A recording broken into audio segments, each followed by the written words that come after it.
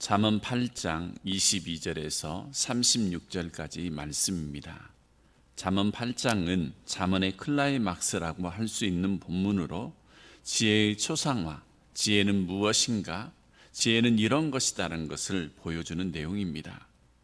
오늘 본문을 읽다 보면 이 지혜는 한마디로 말해서 하나님의 창조 동역자였다는 이야기를 하고 있습니다. 하나님의 창조의 동역자로서 지혜에 대한 표현은 사실 3장 19, 20절에서도 간단하게 언급된 적이 있었는데 그것을 좀 더 자세하게 풀어서 설명하고 언급하고 있는 본문입니다. 지혜는 하나님의 창조 이전에도 존재하고 있었고 창조 이전에 존재한 지혜가 하나님의 창조 동역자라면 이 지혜는 무엇인가? 이런 질문을 할 수 있습니다. 본문에 나타난 지혜는 사람들에게 삶의 방향을 주고 삶의 지식을 주기도 하고 사회 조직에 대해서 어떤 충고를 해줄 수도 있는 그런 존재로 말하고 있습니다. 그러니까 태초부터 존재하는 지혜가 하나님이 정하신 세상의 질서를 주고 또 세상을 움직이는 그런 원리로서 지혜라고 말씀하고 있습니다. 그러므로 이 본문은 지금 그 지혜가 무엇인가라는 그 질문을 우리에게 던지고 있다라고 말할 수 있습니다. 오늘 본문 8장을 읽으면서 신약 성경 어느 책에 기록된 말씀과 아주 유사하는 것을 느꼈을 겁니다. 특히 22절에서 26절까지 그 구절들을 보면 요한복음 1장 1절에서 18절 말씀과 유사하다라는 것을 알았을 겁니다. 또한 오늘 본문 뒷부분으로 가면서 요한일서 1장하고도 유사하다는 것도 발견될 수 있습니다. 요한일서 같은 경우에는 하나님과 나와 그리고 너 사이에 예수 그리스도를 놓고 교제의 기쁨이 생명의 기쁨이다라고 합니다. 그러면 먼저 22절에서 31절 첫 번째 문단을 보겠는데 22, 23절의 말씀입니다. 여호와께서 그 조화의 시작 곧 태초에 일하시기 전에 나를 가지셨으며 만세 전부터 태초부터 땅이 생기기 전부터 내가 세움을 받았나니. 이 말씀은 지혜가 창조보다 먼저 존재하셨고 또한 별도로 존재한다는 말씀을 합니다. 그러므로 잠언서에서 지혜는 요한복음 1장에 말씀이신 예수 그리스도와 동일시된다는 말씀입니다. 마치 잠언 19, 20절에서 그 말씀들을 자세하게 풀어서 말한다고 앞에서도 말씀드렸죠. 하나님이 창조 역사를 시작하기 전에 이미 존재케 하신 지혜와 하나님 사이에 친밀한 관계라는 것을 보여주고 있는 말씀입니다. 요한복음 1장은 이렇게 되어 있죠. 태초에 말씀이 계셨는데 이 말씀이 하나님과 함께 계셨고 또한 그 말씀이 하나님이고 이 말씀이 이 세상을 창조했고 이런 말씀들이 나오는데 요한복음과 오늘 잠언 8장 22절 이하의 말씀이 유사하다라기보다는 거의 같다라고 볼 수 있습니다. 그렇다면 하나님의 이 지혜는 무엇인가? 잠언 1장서부터 계속 이야기해온 이 지혜는 과연 무엇이라는 말인가?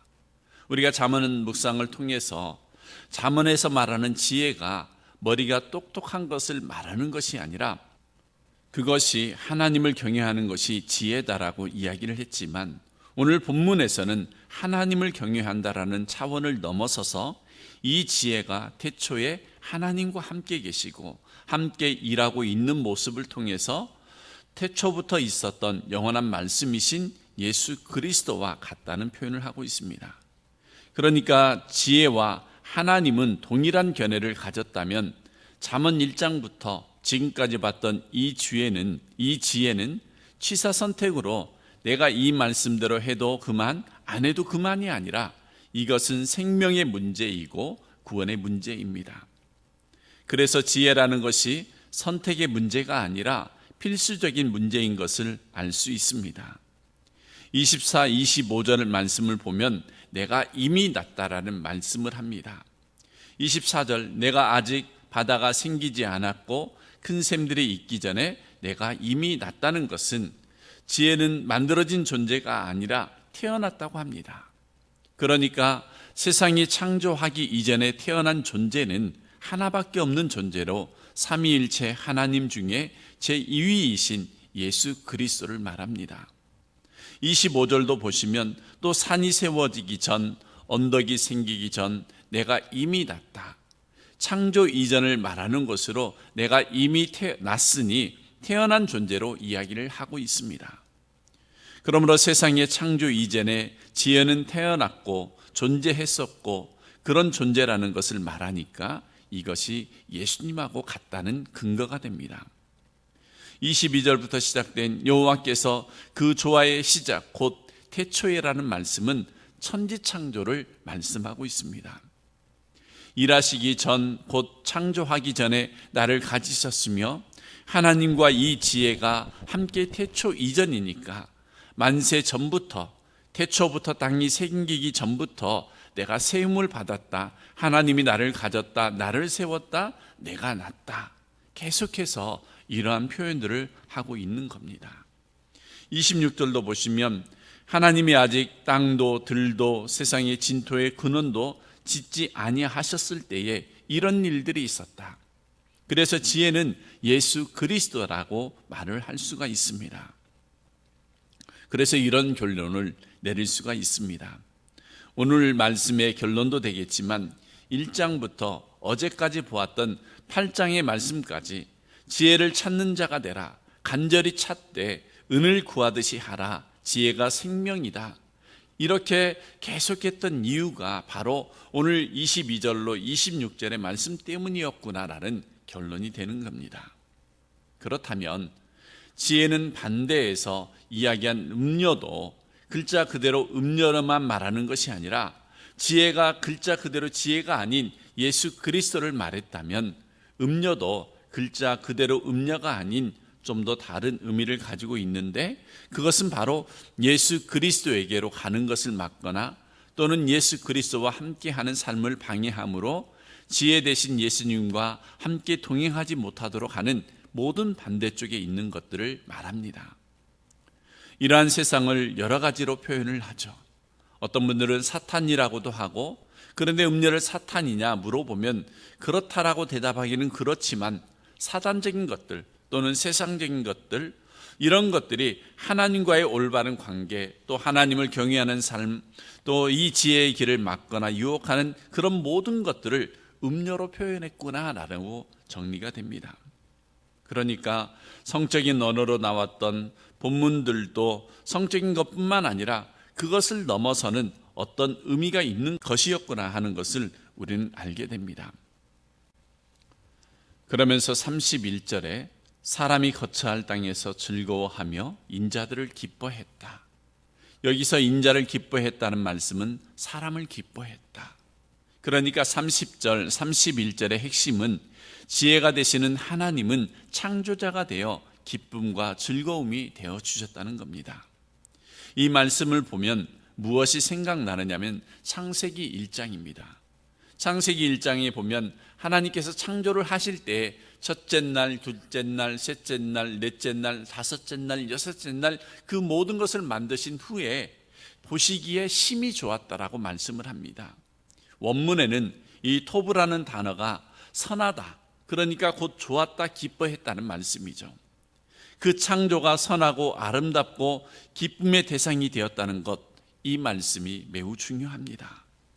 하나님과 지혜와 인간은 서로에게 기쁨이 되고 교제의 대상이 되는 겁니다. 성경 어디를 보아도 창조의 기쁨을 확실하게 표현하는 곳이 많지는 않습니다.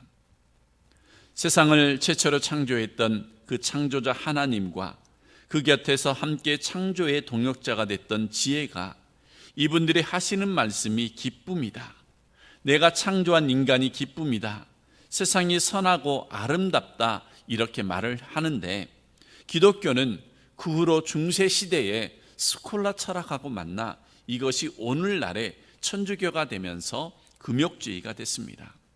사실 지금도 종교가 없는 사람들에게 천주교와 개신교 중에 선택하라고 하면 많은 분들이 천주교 쪽에 마음이 간다라고 하는 것은 그 이유가 뭐냐면 금욕주의라는 외형적으로 모든 것이 경건해 보이기 때문입니다. 그러나 성경이 말하는 경건은 그런 것이 아니죠. 디모데전서 4장 1절에 보면 사단의 가르침이요 미혹의 영이요 거짓말하는 위선이다라고 말을 하고 있습니다. 그러니까 성경이 말하는 삶은 금욕적인 삶이 아니라 내가 하나님의 기쁨이 되고 나도 하나님을 기뻐하고 하나님을 기뻐할 뿐만 아니라 하나님이 창조한 세상이 선하고 아름답고 기쁨의 대상이어야 한다는 말입니다. 이것을 가로막는 것이 죄인데 죄의 문제가 예수 그리스도로 말미암아 해결된 사람이 바로 우리 성도들이지 않습니까? 그래서 성도는 세상과 자기의 인생을 바라보는 눈이 달라져야 합니다. 세상은 그러죠. 고해받아요. 그 세상을 떠나버리는 것이 불교인데 그런 것이 아니라는 말입니다. 성경은 세상이 고해가 아니다. 죄 때문에 고해지 죄의 문제를 해결하고 보는 세상은 하나님의 창조의 경이로운 세상이다. 그것을 탐구하고 그것을 누리는 것은 성도된 우리들이 해야 할 일이고 또 그 하나님을 기뻐하고 하나님의 창조를 기뻐하는 것이 참된 삶이다라고 말씀을 합니다. 그래서 요한일서 1장에 보면 내가 이것을 너희에게 쓰면 너희로 하여금 나와 너희와 아버지와 사귐이 있게 하고 그 사귐은 우리에게 생명과 기쁨이 되게 하려 함이라는 거죠. 이것이 요한일서 1장 1절에서 4절까지 말씀하고 있습니다. 그런데 이런 말씀들을 보아도 또 그런 말씀들을 들어도 그런 말씀을 따라서 인생관이 바뀌고 그렇게 살아야 하는데 그게 잘 안 되는 겁니다. 오히려 그 말씀과 상관없이 자기 자신만의 철학으로 살아가는 거죠. 잠언서에서 지혜를 따른다. 지혜가 창조주이신데 그 창조주 지혜가 되시는 하나님과 날마다 기쁨의 교제 가운데 있고 인간도 그 앞에서 기쁨의 대상이 된다는 것을 알았다면 이제는 지혜를 따른다는 것이 그 기쁨에 동참하는 것이요 세상을 부정적으로 보거나 외면하거나 금욕적으로 살지 않는 겁니다. 우리가 바로 그런 하나님의 기쁨의 대상이었기 때문에 허무주의나 또는 운명주의나 금욕주의 어떤 발전한 진화론 이런 것에서 우리가 빠지지 않고 그런 모든 것들은 세상 사람들이 가지고 있는 사상이기 때문에 우리는 그렇게 보지 않습니다. 세상 학문은 나라고 하는 존재를 자연 선택으로 이루어진 우연의 존재라고 말하는 것인데 이것이 진화론이잖아요. 자연 선택이 됐다라는 것은 우연이라는 말씀이 되기 때문이죠. 그러나 성도된 우리는 그렇게 되어진 존재로 보는 것이 아니라 우연처럼 보여진 것들 속에 깃들여 있는 하나님의 창조와 섭리와 인도하심과 그래서 그 결과의 기쁨의 대상이라는 것을 나를 보는 것이고 나만 보는 것이 아니라 상대편 사람에게 그렇게 보이는 것이 기독교의 세계관입니다. 기독교 세계관 이것을 놓아버리면 기독교는 아무것도 아닙니다. 그러므로 우리의 인생관이 달라져야 한다 그런 이야기입니다. 하나님의 기쁨이 되는 삶을 살아야 합니다.